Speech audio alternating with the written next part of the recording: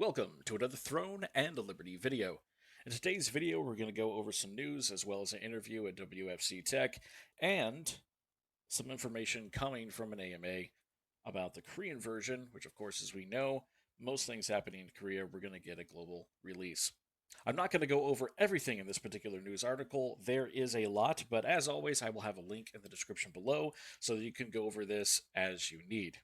I just want to touch on a couple of things, and one of those is that combat and build diversity has been a major focus with the introduction of skill specialization for deep customization and increasing the skill cap of 24 active abilities per weapon combo. What that means is you will have 24 abilities to choose from between your two weapons. Armor sets with passive bonuses, and optimization to customize camera smoothing, and an overhauled combat system featuring skill shots and permanent crowd control breakers. More on this later.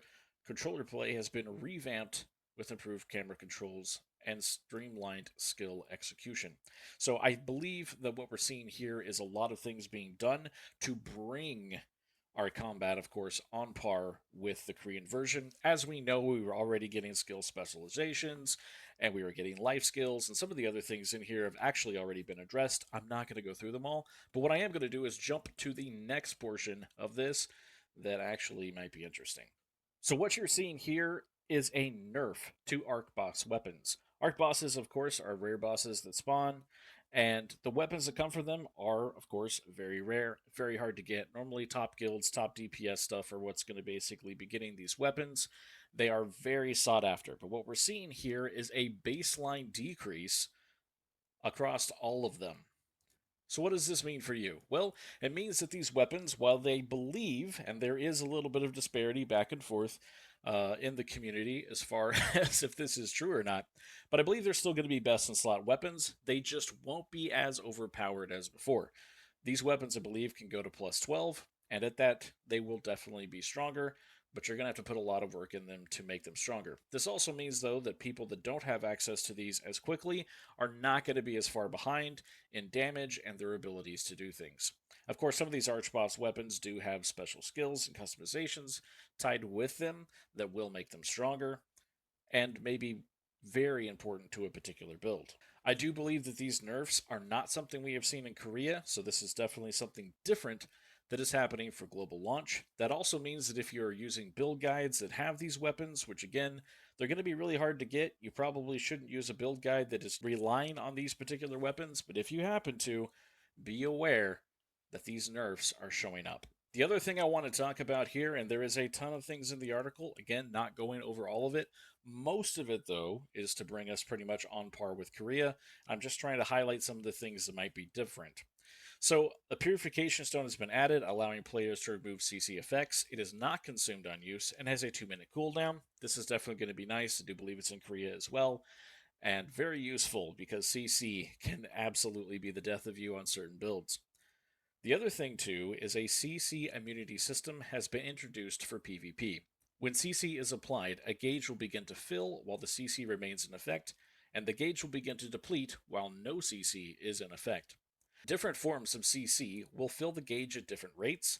I do wish that they would tell you what that means, which ones fill differently, but we'll just have to figure that out, I guess. If the gauge fills differently, a 15-second buffer begins, and when it ends, the player will become immune to CC for 5 seconds. My guess is this 1.5-second buffer will probably be a visual thing that happens, so that way you will know if you're an attacker that, hey, they're getting ready to be CC immune, maybe I should dump my CC skill into them. That's just a guess, I'm not sure. If you're under the effect of CC when the immunity begins, the CC will be cleared along with the CC gauge. We've also reduced the time it takes to trigger the immunity. So this part right here is actually the kicker. I've talked to some players in Korea, and what they were telling me, because I do not play in Korea, is that the CC immunity system is so worthless over there that they don't even really consider it or know about it or even use it. And the reason why is most people are dead before the CC immunity system can actually take effect. So, if we're actually seeing a reduction in time it takes to trigger the immunities to where it actually becomes effective in PvP over here in global launch, then that will be something that is also different than what we are seeing currently in Korea. And I'm kind of interested to see if that is actually the case. That could definitely change a lot of builds if CC becomes something that is, or CC immunity becomes something that is actually viable. That could definitely change the meta quite a bit. Not covering the rest of the stuff in that article, there is a ton, but like I said, most of those changes are really just to kind of bring us on par with where they're at in Korea as far as how different weapons and combat works. So I will have the link, you can read it. But what we're going to do now is jump over to a question and answer that they did with Daniel, who is the Globalization Design Manager at Amazon Games. A couple things I want to talk about. I don't want to talk about it all because really we've covered some of this stuff before. Again, I'll definitely have a link to the article. Will players get a detailed roadmap of when Korean content and balance patches will be introduced to this version of the game? His answer was yes. Our goal is to share a roadmap and content plans with our players throughout the life of the game. We are working on the first installment and will release it during early access period. Consistency is important to us, and so we'll make sure to provide update plans quarterly. We want you to be informed so you can plan accordingly. So this is all good things. It looks like the communication with the community is going to be good, hopefully if they hold to this, and that we will actually see a roadmap as far as what we can kind of expect when we're going to be getting these content patches, or maybe even if not when, what they will actually hold. Another big thing right here is right now there are only 7 weapons. Are you planning to add more classic weapons such as maces, warhammers, axes, great axes, spears, etc.? If so, when could players expect to see weapons? The answer here, yes. New weapons will be part of our post-launch roadmap. We can't talk more about it at the moment, but we can tease that players won't have to wait too long to see the first new weapon added to the game. We will be sharing more details on the future content through our previously detailed roadmap communications with players.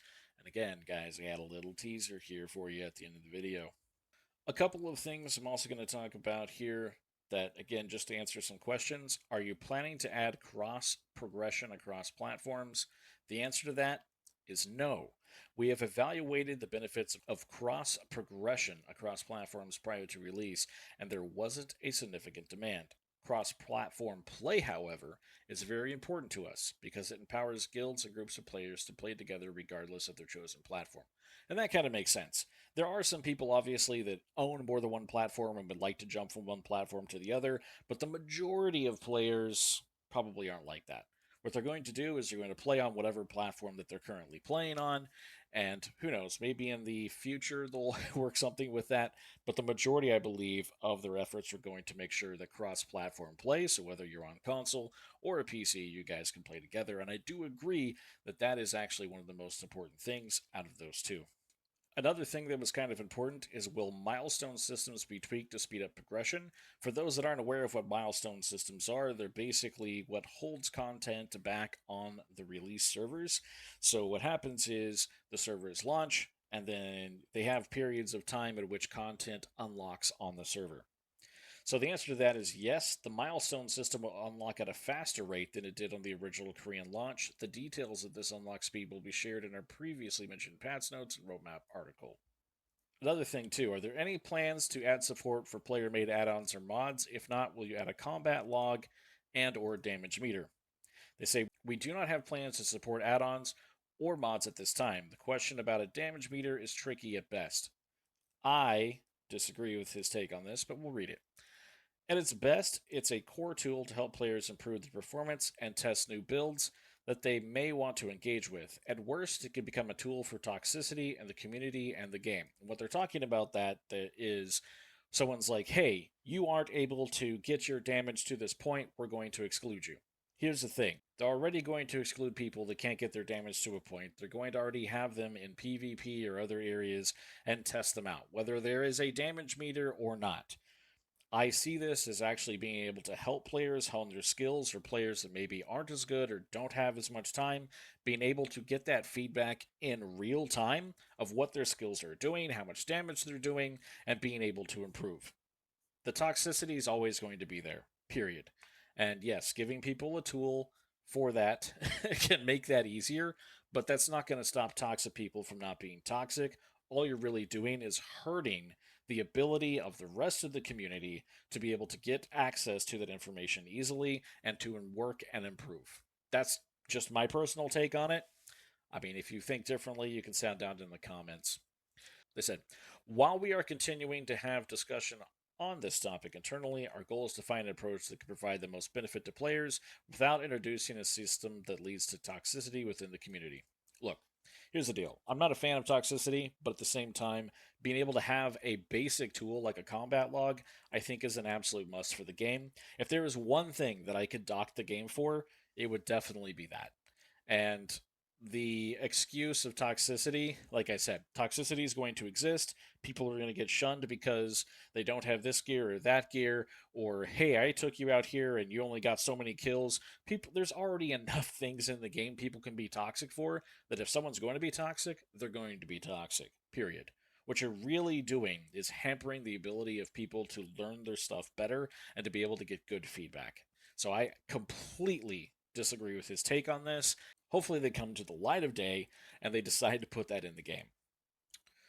So, guys, what was my big surprise after, of course, my little rant there? What are we actually going to be talking about? So, if you remember, they actually talked about we're going to release information about new content.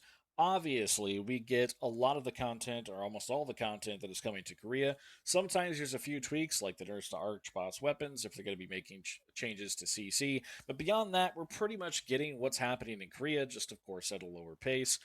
There are chances that there's a possibility for us to catch up with Korea. I'll be perfectly honest, and this is another hot take. I honestly hope that Korea does stay a little bit ahead of global, and that's just because I want to see them be able to address issues that arise and then take those fixes and apply them to global when they actually give us the content. So, kind of like using Korea as a beta test to see how good or bad content is, and then fixing that, giving it to us in global. I know there are always going to be those people that are chomping at the bit, must have new content, must have new content. Oh my gosh, why are they getting it before us? And, obviously, if there's a huge delay, that's going to suck, but otherwise, I'm okay with that. Speaking of content, this is a really poor graphic that I was able to find translated. So hopefully I did not do the translation. Someone else did. So hopefully it is correct. But I just wanted to go over some of the things. This was announced in a Korea at AMA, going over some of the new stuff that they're going to be getting. So we have a new Arc Boss coming. There's going to be a Halloween event. I don't know if we're getting this in global. I would assume that we might not be, but yeah. Nebula Star, I'm thinking that's a new map. Artifacts, War Game, which is new mode. We have a new Challenge Dimensional House season, anniversary event, which doesn't really make a whole lot of sense for global. So we probably won't be getting that. New weapon. They haven't said what the new weapon is. They just said new weapon. So hopefully we'll know for more information whenever that drops in Korea. And of course, when they release the roadmap for us, Guardian Growth Affinity System, Proficiency System, and Arena new map added. So that'll be nice. We are getting arenas at launch, so having another one will be nice. There will be a 12-man raid, a one-person breakthrough dungeon, inter-server siege. That'll be very interesting. I don't know what this Shazzle event is. My assumption is we're not going to get that right away. Some of these things, like anniversary events, Halloween, and this event, my guess is that we may not be getting those until it's time for us on the next go-around. We'll see. Next is Fish Encyclopedia and Cooking Secret Recipes. So that means they're going to be expanding that life skill system a little bit, so that'll be really cool. Anyway, like I said, this is not a great graphic, so if you're like, I need to turn up my settings to see it, this is as good as it gets, I'm sorry. But it's very interesting to kind of see what they have planned for Korea, as we know most of this is going to make it into the global version at some point. Anyway, guys, that's all I have for today. I hope you enjoyed it. Of course, as always, sound down in the comments, and I hope to see you playing the game.